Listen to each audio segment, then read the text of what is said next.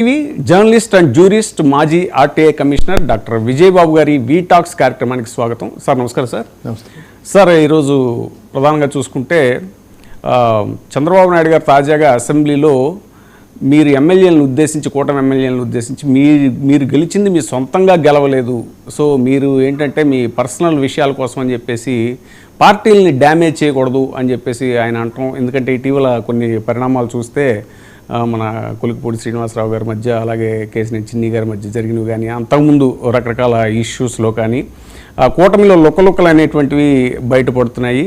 జనసేన ఎమ్మెల్యేలకి, తెలుగుదేశం పార్టీ ఎమ్మెల్యేలకి చాలా చోట్ల కూడా పడనటువంటి పరిస్థితి. సో ఇవన్నీ కూడా దృష్టిలో పెట్టుకుని ఆయన ఈ డ్యామేజ్ని గ్రహించి, సో మీరు చాలా పద్ధతిగా వ్యవహరించాల్సిన అవసరం ఉంది, అది మీరు గుర్తుపెట్టుకోవాలని పదే పదే చెప్పడం అనేటువంటిది చూస్తున్నాం. సార్ అసలు ఈ అంశాన్ని ఎలా చూడాలంటారు?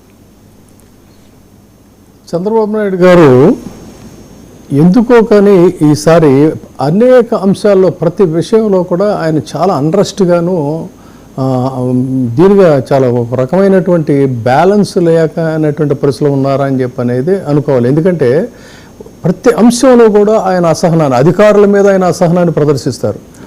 మీరు నాకు పాఠాలు చెప్పింది ఏనండి అని చెప్పని సమీక్షా సమావేశాల్లో, రివ్యూల్లో కూడా మనం విన్నాం.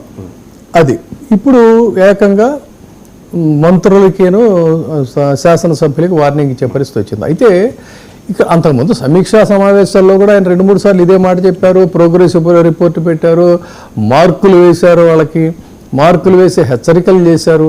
అయినా కూడా ఎక్కడా కూడా కించిత్ మార్పు అనేది అయితే రాలేదు.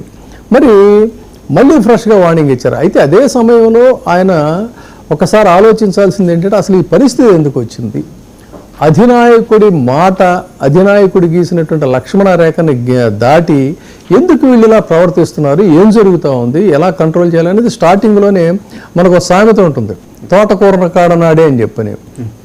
అట్లా ఆ తోటకూర కాడ దొంగిలించినప్పుడే చెప్తే బాగుండేది కదమ్మా అంటాడు వ్యవహారం ముదిరిన తర్వాత కొడుకు. ఆ విధంగా ఇప్పుడు పరిస్థితులు చాలా ముదిరిపోయాయి. ఏ జిల్లాల్లో చూసినా కూడా వాళ్ళు అసలు డోంట్ కేర్ అనేటువంటి పరిస్థితికి వచ్చారు. ఎందుకు వచ్చారు అని అంటే, ఏ మెజారిటీతో అయితే ప్రజలు మీకు పట్టం కట్టారో వాటికి అనుగుణంగా వాళ్ళు ప్రవర్తించినట్లయితే, మీరు కూడా వాళ్ళకి ఇచ్చినటువంటి హామీల్ని నెరవేర్చేటువంటి క్రమంలో కృషి చేసినట్టయితే బాగుండేది. కానీ వాస్తవంలో అలా జరగలేదు. అందుకనే ఏమైంది, ఎక్కడికక్కడ ఒకవైపు ఏం చేస్తారు, 15 సంవత్సరాలు మనం కలిసే ఉండాలి, 15 సంవత్సరాలు కలిసే ఉండాలంటారు.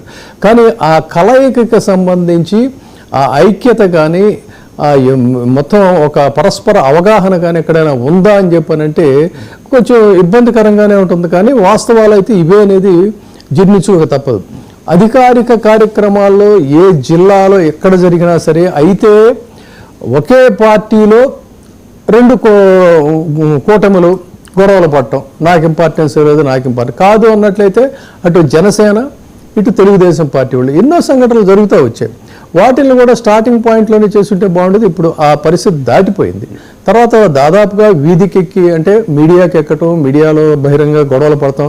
సాక్షాత్తు ఈ పరిస్థితి ఎక్కడి దాకా వెళ్ళిందంటే, దేవాలయాల్లో సైతం మీరు ఏదైతే సనాతన ధర్మం, భారతీయ ధర్మం కొత్తగా ఒక ముసుగు వేసుకుని హడావుడి హంగామా చేస్తున్నారో, అలాంటి పవిత్ర దేవాలయంలో శ్రీవారికి, స్వామివారికి సమర్పించేటువంటి ఆ పట్టుబట్టల యొక్క పళ్ళాన్ని కూడా లాక్కునేటువంటి పరిస్థితి వచ్చిందంటే ఈ రాజకీయాలు ఎంత దాకా వెళ్ళిపోయాయి అనేది మనం ఆలోచించాలి.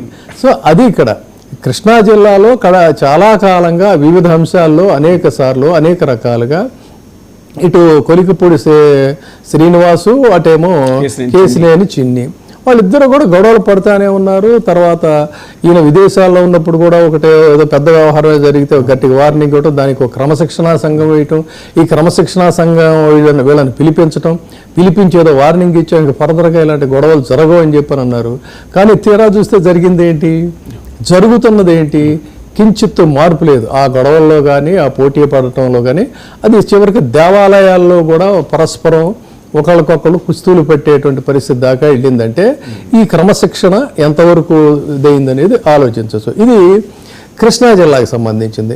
కృష్ణా జిల్లాలోనే తాజాగా వాళ్ళ భజన మీడియాలోనే నేను ఒక అంశం చూశాను.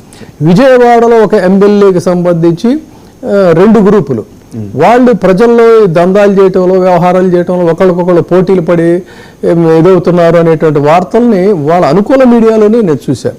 అంటే ఆ రకంగా కూడా సరే అవన్నీ చిన్న చిన్న విషయాలు అధికార పార్టీల్లో ఎక్కడైనా జరిగేది. అది కానీ నాయకుల మధ్యలో ఈ పోటీతత్వం అనేటువంటిది చూసుకున్నప్పుడు ముందుగా మనం ఈ కేసినేని చిన్ని, కొలికిపూడి శ్రీనివాసు. యాక్చువల్గా కొలికిపూడి శ్రీనివాసరావు గారు విజిల్ బ్లోయర్ అని చెప్పాలండి. ఎందుకంటే ఫస్ట్ ఈ పేకాడ క్లబ్బులు, ఈ మాఫియా, ఇదంతా రేషన్ మాఫియా ఇవన్నీ జరుగుతుందని ఫస్ట్ ఆయనే బయటకు వచ్చి చెప్పిన వ్యక్తి. చెప్పాడు బాగానే ఉంది, కానీ జరిగింది ఏంటి? ఏమైనా కంట్రోల్ చేయగలిగారా? ఏమైనా ఉపయోగం ఉందా? ఇప్పుడు అతను అనేక సమస్యలను ప్రస్తావించాడు. ఎస్,